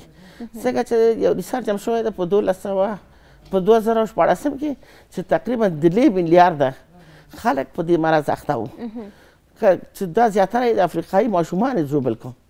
د همدې لپاره دغه مرض په نړیواله امراضو کې راغله چې د هغه له جملې څخه یو سل حتی امراض دي چې وخیم او وحشتناک دي چې د هغه له جملې څخه یو ملاریا و چې خلک ډېر زیاته له منځه ویوړه او دا د هماغه اتو څه کې چې دا په لس کې راغله چې دا هم نړیواله ورځ باید ولمانځل شي چې اوس شکر خدای الحمدلله چې د دې کچه ښکته شوي دي تحقیقات ډېر شوي دي ورباندې تداویګانې ډېر شوي دي او فضل خدای ده چې اوس شوی دی. خو زموږ په ستاسو په مملکتو کې ډېر زیات دي خصوصا ګرمسیر ولایتو کې جلال آباد، نیمروز، خوست، قندهار، بادغیس دغه ځایو کې ډېر زیات دي او بس نو دا د دې لپاره ده چې تقریبا 100 کاله شو دلته دوا پاشېدلی شوی. دغه پشه په هغه ډنډو کې ډېر زیات دي مګر زموږ او ستاسو دا چې دا ډېر زیات ډنډونه دي، ویالې دي، اوبه دي. مثلا باران کېږي دا زموږ او ستاسو سړک وګوره، بیا دا ویالې تخلیه کېږي نه، دوی دا خپله ویالو کې اوبه ډنډې پاتې شي، معاشي زیاتې راشي. دغه علت دې ده چې په افغانستان کې نه ریسرچ شته او نه موږ کوم ارقام لرو او نه کوم څه لرو. خدای دې ورحمېږي په زموږ او ستاسو رنځېدلې خلکو باندې. او دا ملاریا چې دا خصوصا په ګرمسیرو حالاتو کې زیات ډاکټر صاحب ډېر بخښئ ستاسو خبرې هم نیسم. هغه کس چې د ملاریا په ناروغۍ اخته وي تاسو ویل چې د بدن د مقاومت پورې اړه لري چې کیدای شي یوه 2 الی 4 هفتې هغه ورسره مقاومت وکړي یا کیدای شي ډېر کم. یو کس چې د ملاریا په ناروغۍ اخته وي هغه لومړني نښې نښانې څه شی دي چې ورو ورو ډېرېږي تر اخره چې بیا کس پوه شي چې د ملاریا باندې اخته دی؟ کله چې انافیل پرازیت چې دا نو د انسان وینه زخمي او خپله دغه سپروزیت داخل د وجود کوي. کله چې دا داخل د وجود شو په دې وخت کې د خپله سیستم د دفاعي عضویت فعالېږي. کله چې دا فعال شو ټي لمفوسیت او ام لمفوسیت ساحې ته ځان رسوي، ماکروفاژونه راځي، غواړي چې دغه میکروب له منځه یوسي، ځکه چې دا یو انتیجن دی د وجود لپاره او انټي باډي. دا به موږ تاسو هم خبرې به وکړو. یو نوع میکروب د وجود لپاره بیګانه دی او دغه وجود غواړي چې خپله سیستم دفاعي آماده کړي چې دغه له منځه یوسي او ویې خوري. که چیرې مقاومت وجود جګي دغه اسپروزیت او دغه مواد چې د پاشۍ له خاطره راغلی وجود ته وینې ته دا له منځه ځي، د مرض باعث نه کېږي. که د وجود مقاومت ښکته وي انټي باډیانو زور نه رسېږي، بس همداسې ده چې دا څه کېږي مرض تولیدوي چې په دې مرض کې نوبتي تبه ده. اولین عرض علایمې تبه ده چې دا په نوبتي او مثلا په ورځ کې 2-3 ځله نیسي، یو مثلا 1 ساعت 2 ساعت نیسي، بیا آرامېږي، بیا تبه نیسي، بیا یعنې نوبتي تبه ورته وایي. وروسته له هغې نه لړزه ورباندې راځي، ګنګسیت، زوفیت، دلبدي، استفراقات. حتی که ډېر وخیم حالاتو کې دا کېدای شي چې د تورې ارتحال د دخامې باعث یا بزرګوالی باعث شي. حتی که دماغ لیزه‌ایي وینه کې د وینې کرویات له منځه وړي، یعنې لیزه‌ایي تخریبوي چې یو مرض منځته راځي چې د بلاک واټر په نوم یادېږي. دغه مریضان باید وینه واخلي، که وینه فرش وینه واخلي، یعنې تازه وینه واخلي. که وینه ورته ونه رسېږي مریض وخیم حالت له منځه ځي. او په ضمن د دې چې دواګانې موجودې دي. مثلا پخوا وخت کې یونان او افریقا او استرالیا او دا ځایونو کې چې ډېر پیشرفته مملکتونه وو، دلته بیا دوی یو قسم بوتي به استعمالوله، یعنې څو قرنه مخکې. دا خو ډېر پخوانی مرض ده، تقریبا د 100 قرنو رئیس مرض دی. یو بوت چې و د ګانګا په نوم، چې دغه ګانګا په نوم دا دوی به دا ونې به شکوله، دا به ځان ته یې ورکوله چې دغه دوا څه شي په نوم یې کې اوس مثلا کلوروکید دی یا کوناین دی یا تریمیترین دی. دغه دواګانې د همدې د همدې بوټو جوړول هغه وخت داسې ښه شرایط نه وو چې مثلا دا شی ونشي کولی. یعنې دانشمندان او متخصصین ډېر کوشش وکړو چې دې سطح مخکې ډېر سطح یې جګ و. ما درته ویل چې په 2016 کې تقریبا 3 میلیارډ خلک ګرفتار وو. مګر اوس د فضل د خدای د چې ارقام هم نه لرو، خو وایي چې WHO چې د دې ارقام ښکته شوی ده. د همدې لپاره دواګانې موجودې وو، یعنې په دې سیستم نه چې دواګانې وو، د ونې د بوټي نه به استفاده کوله. او خصوصا افریقایي مملکتو خصوصا دا ماشومان یې ژوبلوله. په 2002 کې 3 میلیونه ماشومان او غټان په افریقایي مملکتو کې له منځه لاړه چې د دې کچه ډېر جګ و. اوس الحمدلله کچه ښکته شوې ده. او څنګه چې هغه امراض په لست کې راځي چې اوله کې تداوي نه کېږي، سینې بیا وروسته په اپیدیمي په شکل یې لکه چې بیا وروسته دا مرض ښکته شي تر کنټرول را راشي، دا بیا په لست کې راځي. لکه چې په 108 امراضو کې دا په لست کې راغلی چې نړیواله ورځ یې ورته ډاکټر صاحب دا ناروغي ساري ده که نه ده؟ نه دا ساري نه دی. یعنې هغه کسان چې ناروغۍ باندې په دې اخته یې زړه ډاډه اوسي چې نور ته نه انتقالېږي؟ په یو شرط یې انتقالېږي. مثلا زه لرم ملاریا، پشه راشي ما چیچي، دا چې راشي دا پشه ما چې وچیچي زه ملاریا یم، دا خپله دا میکروب زما د وجود نه اخلي. 2 مرحله لري، یو سپرګونی دی یو شیزګونی دی. سپرګونی دا 2 مرحلې دي چې دغه سلسلې مراتب زی یو شکل جوړوي د دننه د پشې په وجود کې. سپروزیتومیلیزیتو دا یو سلسله ده چې دا تشکیلوي چې دا د څه نه تحمل نه وتلی ده. بیا کله چې بیرته دا پشه راشي د دې د ژبې لاندې سالم انسان چی سالم انسان چې چوچیچله دغه سپروزیت وینې ته داخلوي چې داخل شو نو په دې وخت کې دا ځي د انسان وینې ته کله چې د انسان وینې ته ورغله دلته دا مرحله د شیزوفرنیا شیزوګوني شروع کېږي شیزوګوني دلته دوی خپله سپروزیت په مریضي تبدیلېږي دا بیا په ګامیتو تبدیلېږي ګامیتو بیا یو نه دوه نه درې نه څلور یو سکل دی نو په دې کې بیا بالاخره ما درته ویله چې وجود کې څه کېږي سیستم دفاعي فعالېږي راشي چې دا وخوري که جیږي دا مرحله همدلته قطع کېږي که د وجود مقاومت قطعي بیا دا مرحله همدلته د مرض باعث کېږي چې دغه مرض ما درته ویل چې تبه د بیا تکرارېږي تبه د لرزه ده دلبدي ده استفراقات ده ګنګسیت ده حتی د عضلاتو درد دی چې د دې بیا خاصه دوا کلوروکین ده نظر په اراز ولایم او نظر په ملاریا که وایواکس یا ملاریایي یا اوول نو دا کولی شو چې موږ په کلوروکین تداوي کړو یا په کنایني تداوي کړو او که چیرې فالسیفارم وي نو دا د دې بیا د دواګانې فرق کوي ځکه چې دا بیا په څه نه کېږي په اورال نه کېږي یعنې په تابلیتو نه کېږي دا باید زرقي واخلي مریض باید د شفخانه کې د لاړ شي شفخانه کې د تداوي شي د سیرم باید ورته ورکړل شي ورید باز شي اختلاطي مسله یې کوي مثلا که د وینې کرویات منځته راغلی بلک واټر فیبر راغلی په دې کې مریض فرش بلډ واخلي یعنې تازه وینه واخلي که چیرې مغزه کې دا باید ورته خپله کناین زرقي ورته ورکړل شي ساعتوار ورته د وزن په حساب سنجش کېږي ورته ورکول کېږي نو ملاریا هم یو خطرناکه مریض دی ډاکټر صاحب د مورقې او د ملاریا څه داسې نښانې یو بل سره ورته دي که نه د ځینې وخت ولې بعضې کسان مورقه په ملاریا بدلوي یا ملاریا په مورقه داسې چې تقریبا اراز علایمې فرق کوي که نه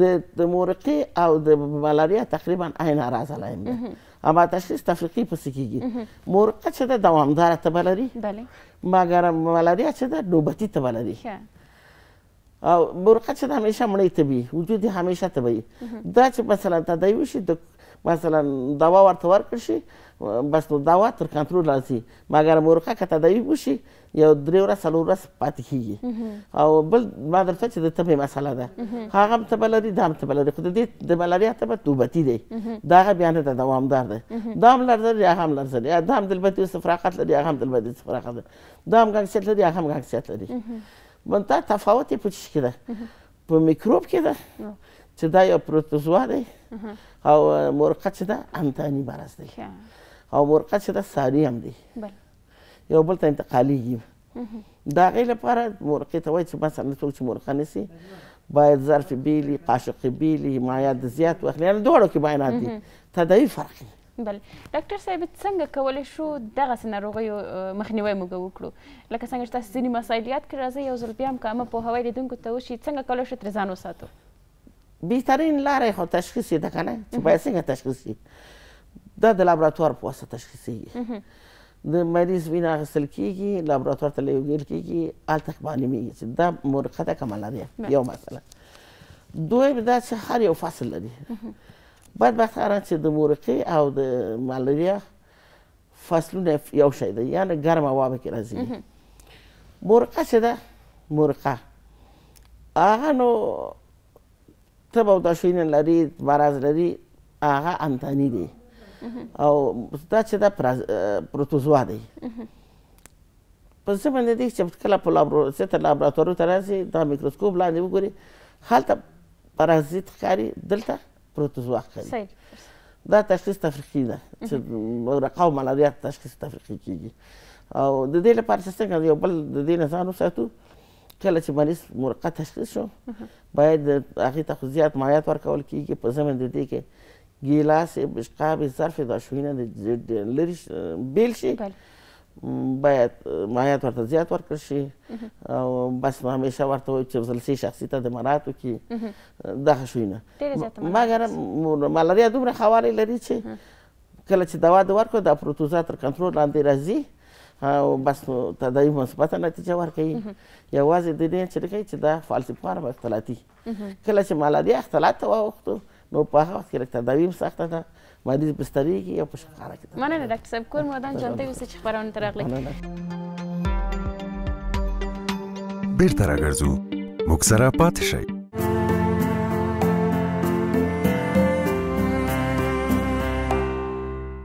ښه راغلاست درنو لیدونکو زه بیا مو سهار په خیر ډېره زیاته مننه چې تر دې دمه مو راسره ملتیا کړې د خپرونو په دې برخه کې راسره دوه مېلمنې دي چې یوه یې اغلې صابره سحاق نومیږي او بله یې هم اغلې مدینه سلطاني دوی حقاقي هم کړې ده دا چې دوی انځورګري هم ترڅنګ کوي که نه کوي او یا هم نور مسلک هم ورسره لري نه لري د څه وخته یې پیل کړی دی په همدغه موضوعاتو په ورسره غږېږو پیل کې به ورسره ستړي مه شي وکړو وروسته له هغې به ورسره په دې موضوعاتو غږېږو پیل به له صابره جانې وکړو ستړي مه شئ سهار مو بخیر سلام علیکم سلام به شما و تمام بیننده های عزیز شما که ما را از طریق پرده تلویزیون جهانی شمشاد بیننده هستند. صابره سحاق هستم یک تن از استادان حقاقی. ډېره زیاته مننه مدینه جانې ته هم ستړي مه شئ سهار دې بخیر سلام بر شما و یک سلام خاص بر بینندگان عزیز که ما را در تلویزیون شمشاد تماشا میکند مدینه سلطانی هستم بسیار زیاد تشکر زنده باشین له صابره جان پوښتنه وکړو چې تاسې خپله اوس استاده یاستئ له څومره وخت راهیسې حقاقي کوئ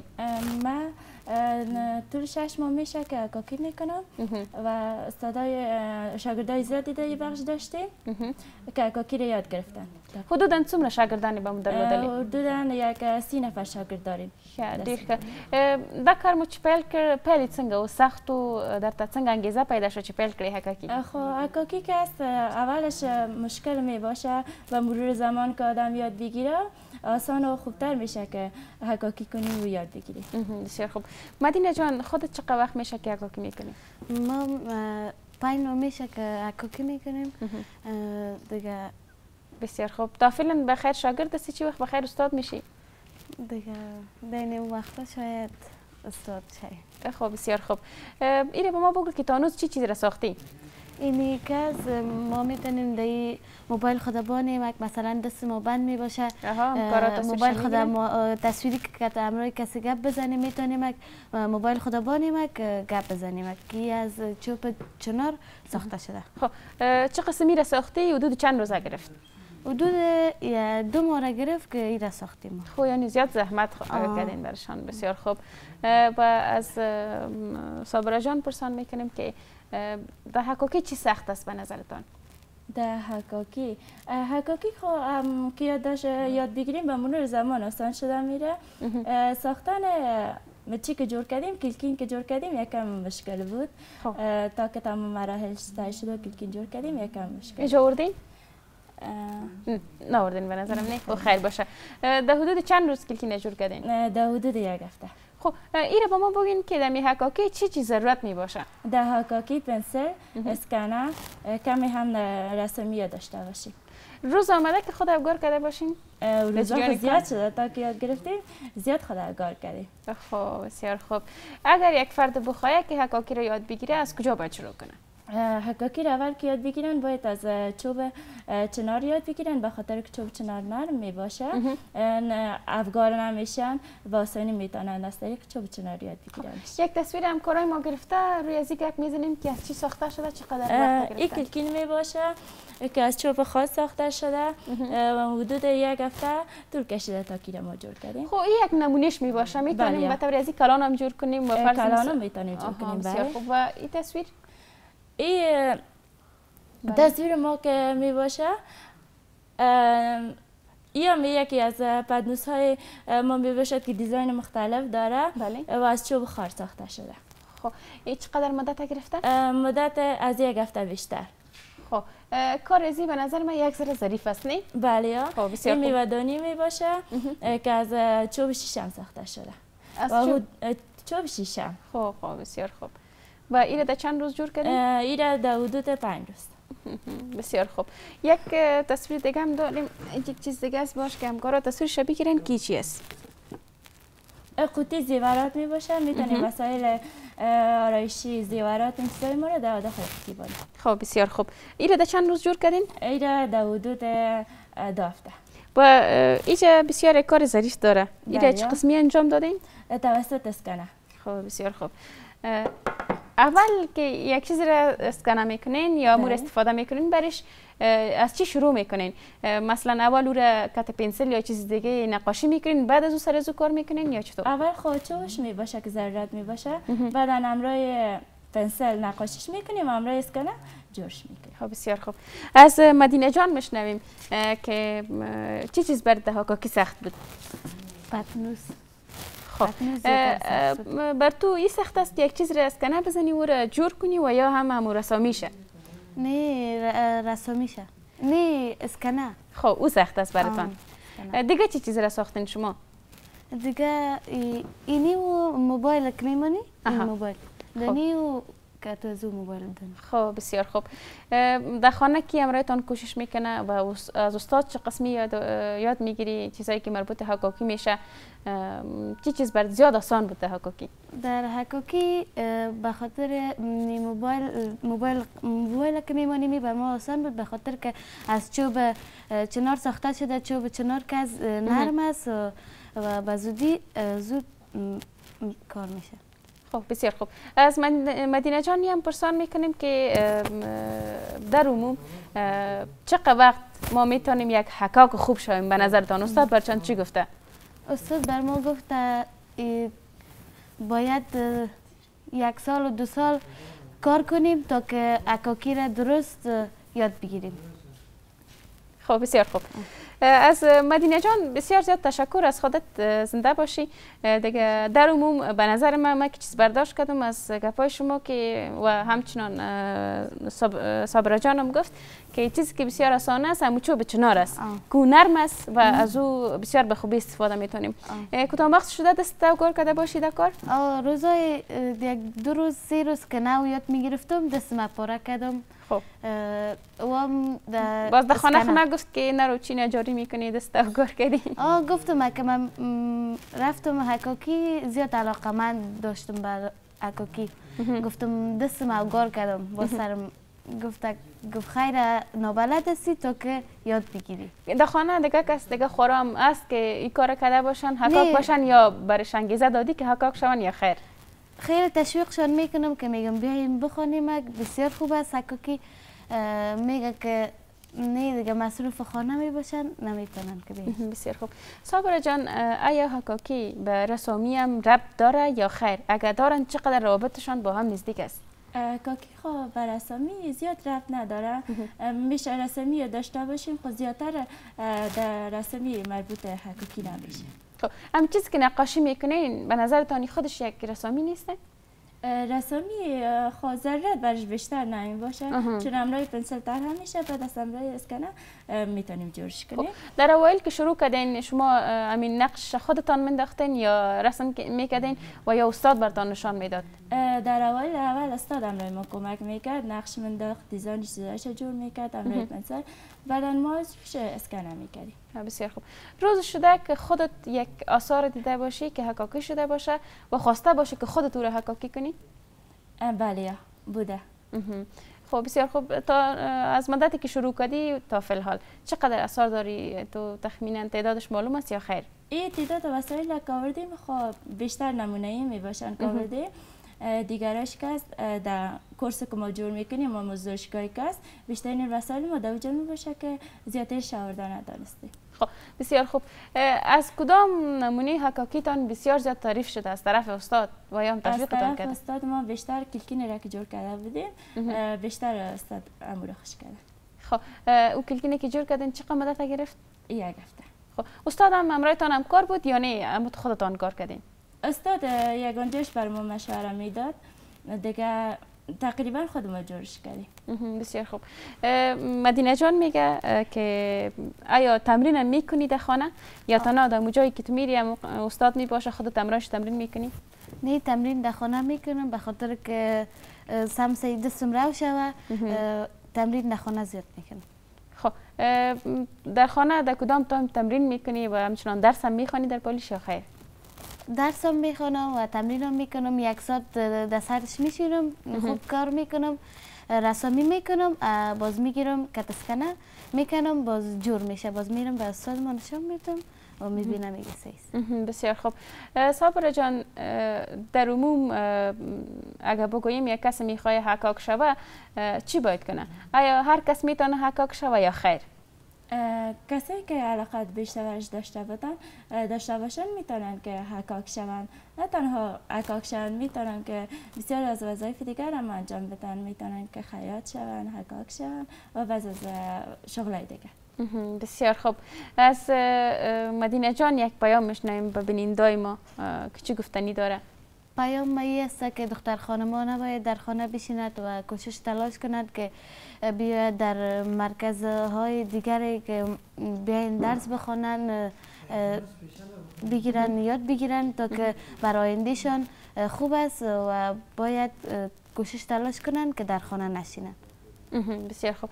صابره جان از شما هم پیام میشنویم، چی گفتنی دارین؟ پیام ما به تمام دختر خانم‌های عزیز جوان همی است که میتونن در رشته که دوست داشته باشن بیشتر فعالیت داشته باشن، کار بکنن، نه تنها حکاکی، میتونن به بسیار جای دیگه برن و آموزش ببینن، کار کنن. بسیار زیاد تشکر از اردیتان که به برنامه ما آمدین و نمونه‌های بسیار مقبولی از حکاکیتان آورده بودین. همکارانو میلمه مو د سکایپ له لارې وصل دی که نه وخت شته؟ ښه درنو لیدونکو له دې میلمنو مننه کوو. د خپرونې په دې برخه کې راسره ښاغلی محمد حلیم رفیع چې د احصایې او ثبت احوالو نفوس ملي ادارې ویاند دی، د اسان خدمات په خدمتونو به ورسره غږیږو او همداراز د تذکرو په ویش به هم ورسره غږیږو. پیل کې به ورسره ستړي مه شئ وکړو. رفیع صاحب ستړي مه شئ، سهار مو په خیر. ډېر زیاته مننه. لومړي سر کې تاسو ته او درنو لیدونکو ته د شمشاد تلویزیون له لارې سلامونه، نیکې هیلې احترامات وړاندې کوم. هیله لرم چې ټول به یو نیکمرغه او له خوښیو ډک سهار پیل کړی. ډېره زیاته مننه رفیع صاحب. پیل به د تذکرو له ویش څخه وکړو. څومره سهولتونه د تذکرو په ویش کې راغلي دي او ځینو ولایتونو کې هغه لرې پرتو سیمو کې لا هم خلک د دې ځینې شکایتونه لري چې موږ ته تذکرې زر نه راکول کېږي. تاسې علتونه څه وینئ؟ بله ډېره زیاته مننه. و دغه بعضې موضوعات شتون لري چې په لرې پرتو سیمو کې ډېری وګړي چې د الکترونیکي تذکرو له خدمتونو څخه بې برخې دي، خو د دې لپاره زموږ رهبري تل هڅه کوي تر څو په لرې پرتو سیمو کې هیوادوالو ته د الکترونیکي تذکرو خدمتونه برابر شي، چې په همدې پار مو د الکترونیکي تذکرو د ویش لړۍ یا د مرکزونو دغه پروسه مو چې د ولایتونو له مرکزونو څخه همداراز د مرکز کابل څخه د ولسوالیو په سطح باندې شروع کړي، چې دلته کابل کې 2 ولسوالیو ته دا پروسه پیل شوې ده او په څنګ کې په 9 نورو ولسوالیو کې مرکزونه جوړ شوي دي او د دې کال له پیله به هم په ځینې نورو ولایتونو کې البته په ولسوالیو کې د الکترونیکي تذکرو مرکزونه جوړ شي، ځکه ډېری هیوادوال چې دي په لرې پرتو سیمو کې او په ولسوالیو کې د الکترونیکي تذکرو له خدمتونو څخه بې برخې دي. نو په همدې اساس باندې زموږ رهبري هڅه کوي تر څو په لرې پرتو سیمو کې هیوادوالو ته د الکترونیکي تذکرو مرکزونه جوړ کړي. د اوس لپاره موږ یو سروې ترسره کړې ده تر ډېره بریده پورې د ولایتونو مرکزونو کې، همداراز دلته مرکز کابل کې تر 90% تر 85% پورې هیوادوال چې دغه برېښنایي پېژندپاڼې ترلاسه کړي دي. نو په همدې اساس باندې زموږ هڅه همدا ده چې کوم هیوادوال چې په لرې پرتو سیمو کې د الکترونیکي تذکرو مرکزونه نه وي ورته د هغو لپاره دا پروسه عملته پیل شي. ډېره زیاته مننه رفیع صاحب. دغه د اسان خدمتونو په اړه هم که ووایاست چې څومره به دغه خدمتونه د هیوادوالو لپاره سهولت رامنځته کړي او کومې ځانګړتیاوې لري؟ و د اسان خدمتونو کوم خدمتونه چې دي دا رڼا او چټک خدمتونه دي. هیوادوال ته د دې پته لګي کوم هیوادوال چې وغواړي په عادي مرکزونو کې یو الکترونیکي تذکره ترلاسه کړي، دوی ورځي یو عادي مرکز کې د الکترونیکي تذکرو د اخیستلو کومه پروسه چې ده تقریبا د ثبت نام څخه نیولې بیا تر د الکترونیکي تذکرو ترلاسه کولو پورې پر دې باندې یو هفته تر 10 ورځې پورې لګیږي. اما که څوک وغواړي چې چټک الکترونیکي تذکره ترلاسه کړي یا په کم وخت کې ترلاسه کړي، دوی کولی شي د اسان خدمتونو مرکزونو ته ورشي. موږ کولی شو چې د اسان خدمتونو له طریقه په ډېره اسانۍ سره یو هیوادوال ته د 24 ساعتونو په درشل کې یو الکترونیکي تذکره ورکړو.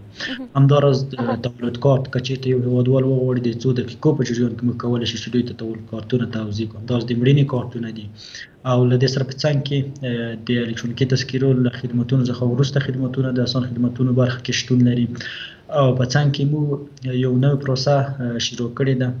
ځینې هیوادوال له دې وړاندې مثلا چې تولد کارت یا قاضي تذکره به یې ژباړله، بیا به خارجي وزارت ته تلل، هلته به یې تاییدول او وروسته به یې بیا هغه کوم کارت چې له هیواد بهر په دوی په اسنادو پورې مربوط و هغه به یې پرې کول. د اوس لپاره موږ د بهرني چارو وزارت قونسلي چارو له ریاست سره یو تفاهمنامه لاسلیک کړې ده د عامه توافقنامې پر اساس به موږ وکولای شو چې د اسان خدمتونو البته دلته کابل کې د اسان خدمتونو مرکزونو کې همدا چاره په ډېره اسانۍ سرته ورسوو. یعنی اوس به خارجي وزارت د ورتګ هغه زمینه نه وي، نو په ډېره اسانۍ سره به دوی کولی شي چې همدلته د اسان خدمتونو برخه کې خپله کاغذي تذکیره تایید کړي، ژباړل شوې البته همداراز تولد کارت او د مړینې کارت چې دا هیوادوال ته یو هوسایي ده. نو په همدې اساس باندې د اوس لپاره په ټول هیواد کې د اسان خدمت چې دی هغه 15 مرکزونه دي چې 3 دلته کابل کې دي، یو باغ بالا کې دی، یو مکریان کونه کې دی، او یو د ادارې په مرکزی دفتر کې دی، او په څنګ کې یو په کندهار ولایت کې دی، یو په خوست ولایت کې. همداراز موږ پلان لرو هغه ولایتونه چې هغه زیات مراجعین لري یا د الکترونیکي تذکیرو زیات غوښتونکي لري، د هغو لپاره په زوني ولایتونو کې چې له دې وروسته به په هلمند، همداراز په ننګرهار، بلخ او هرات او ځینو نور ولایتونو کې کومو کې چې زیات غوښتونکي د هغو لپاره د اسان خدمتونو د پروسه کومه چې پروسه چې چټک خدمتونه وړاندې کوي دا به هلته پیل کېږي. خو د اوس لپاره په ټول هیواد کې همدغه 15 مرکزونه دي او خدمتونه ترسره کوي. رفیع صاحب، که د ثبت احوال نفوس د ملي ادارې په وروستیو فعالیتونو هم وغږېږي، دې تر څنګ د کومو چې یادونه وکړله نور کوم وروستي فعالیتونه لري؟ بله، د احصایې معلوماتو ملي اداره د اوس لپاره په 3 کلیدي برخو کې فعالیتونه ترسره کوي چې لله الحمد زموږ فعالیتونه ډېر په عادي شکل روان دي. یو د ثبت اول نفوسو معاونیت دی چې په هغې کې تولد کارتونه، د مړینې کارتونه، کاغذي تذکیرې، الکترونیکي تذکیرې او د سره نور خدمتونه چې دي دا ترسره کوي. دویم جایز برخه ده چې د هیواد په سطحه د سټلایټي انځورونو له تحلیل او همداراز د ریموټ سینسینګ له پرمختللې ټکنالوژۍ په استفادې د هیواد له مختلفو برخو څخه علمي ارقام راټولیږي او سروېګانې ترسره کوي. او وروستی برخه چې دا هغه د احصایې مسلکي معاونیت دی چې هغه خپله مختلف برخو کې احصایوي علمي ارقام راټولوي، له تحلیل او ارزونې وروسته بیا موږ د نشریو له لارې له هیوادوالو سره شریک کوو چې د احصایې مسلکي معاونیت لویه دنده همدغه ده. په څنګ کې موږ زه لنډه یادونه کولی شم د افغانستان اسلامي امارت له بیا حکومتېدو وروسته په ټول هیواد کې له 7 میلیونو څخه زیاتو هیوادوالو برېښنایي پیژندپاڼې ترلاسه کړي. همداراز په ټوله کې کله چې د الکترونیکي تذکیرو د ویش لړۍ پیل شوې ده په ټول هیواد کې 14 میلیونه او 80 زره یا له دغه څخه د ارقام زیات دي هیوادوالو برېښنایي پیژندپاڼې ترلاسه کړي دي. د اوس لپاره موږ په ډېره اسانۍ سره کولی شو چې په ورځني شکل د 11.5 زره څخه تر 12 زره پورې هیوادوالو ته برېښنایي پیژندپاڼې وویشو. او په څنګ کې موږ په ټول هیواد کې 6 فعالې ویستانګې لرو چې ډېری برخه یې همدلته کابل کې چې کابل کې موږ 14 فعال مرکزونه لرو چې هغې کې 3 اسان خدمت او یو د VIP مرکز دی. او د سره په څنګ کې په زوني ولایتونو کې 3 مرکزونه فعال دي او هغه ولایتونه چې غوښتونکي زیات دي هغو ته 2 مرکزونه ورفعال شوي دي. او په ټوله کې د هیواد په سطحه په 14 ولایتونو کې زموږ فعالیت دی هغه په ډېر عادي شکل باندې روان دی. رفیع صاحب، لکه څنګه مو چې یادونه وکړله دا پوښتنه ځکه مکرره کوم چې ځینې وخت اورېدونکي موږ سره اړیکې نیسي دغه ستونزه شریکوي چې لرې پرتو سیمو کې تذکیرو ویش ځنډ سره کیږي. څومره ډاډ ورکوئ زموږ دغو هیوادوالو ته چې وروسته له دې به انشاءالله کوښښ په دې کیږي چې دغه پروسه چټکه سي، لکه څنګه مو چې د اسان خدمت خدمات یاد کړل دغسې برخې به هلته هم فعاله کیږي په لرې پرتو سیمو کې او کوښښ به کیږي چې هیوادوالو ته چټک امکانات برابر شي؟ بله، تاسو ته بهتر معلومه ده د احصایې معلومات ملي اداره د هیواد په سطحه یو ملي اداره ده چې د وزارت په اندازه باندې خپل فعالیتونه ترسره کوي. نو د ټولو وزارتونو او ادارو څخه زیات مراجعین زموږ اداره لري. نو په همدې اساس باندې یو مراجعین ډېر زیات دي او بل ولایتونو ته نسبتا دلته مرکز کې د الکترونیکي تذکیرو د انتقال برخه کې دغه وخت چې دی زیات نیول کېږي. یعنې هلته د انتقال پروسه چې ده د مرکز څخه صورت نیسي او دا پروسه چې دا رسمي بڼه لري. کوم ولایتونه چې الکترونیکي تذکیرې یا د الکترونیکي تذکیرو مرکزونو څخه کومې تذکیرې پاس کېږي او بیا کابل ته راځي، کابل کې چاپ کېږي، له چاپ وروسته په رسمي او مکتوبي شکل باندې بیرته ولایتونو ته انتقالېږي. او دلته کابل کې پروسه چې دا چټکه ده، کله چې تذکیرې چاپ کیږي په هماغه لحظه باندې مرکزونو ته لیږل کیږي او ولایتونو کې د انتقال لپاره ځانګړي کسان ګمارل شوي دي. هماغه کسان د ادارې د الکترونیکي تذکرو مرکزي چاپخونې ته ځي، له هغوی څخه بیا الکترونیکي تذکرې ترلاسه کوي یا د هماهنګۍ ریاست له طریقه دوی ته خپلې تذکرې سپارل کیږي. نو په دې اساس باندې په دغه پروسه کې یو څه ځنډ راځي او انتقال برخه چې د نسبتا مرکز ته یو څه زیاته ده او زموږ هڅه همدغه ده چې داسې یو پروسه جوړه شي تر څو د الکترونیکي تذکرې په وخت باندې هلته ورسیږي. او د اوس لپاره کومه پروسه چې ده یوازې دغه مکتوبي برخه او همداس د رسمي انتقال یا هم له مرکزي چاپخونې څخه چې کله تر ولایتونو پورې تذکرې ځي دا پروسه یو څه ځنډنۍ. مننه. کور مو ودان ژوندی اوسئ چې د سکایپ پر لیکه مو اړین معلومات موږ سره شریک کړل. درنو لیدونکو تاسې هم نړۍ مننه، ډیره زیاته مننه چې تاسې د مو سره ملتیا وکړه په دې هیله چې یوه ښه ورځ پای ته ورسوئ. د هیواد په هر ځای کې چې یاست خدای تعالی دې وکړي چې د ژوند خوښې شیبې ولرئ. هغه چې ناروغان یاستئ خدای تعالی د شفا درکړي او هغه چې روغ یاستئ نو له خپلې روغتیا څخه ګټه واخلئ. تر بیا بلې ورځې چې زه مریم محمدي او زموږ تخنیکي ټیم ستاسې په درنو چوپړ کې حاضرېږو. په پاک الله مو سپارو. ښه وخت ولرئ. ښې شېبې. د الله په امان.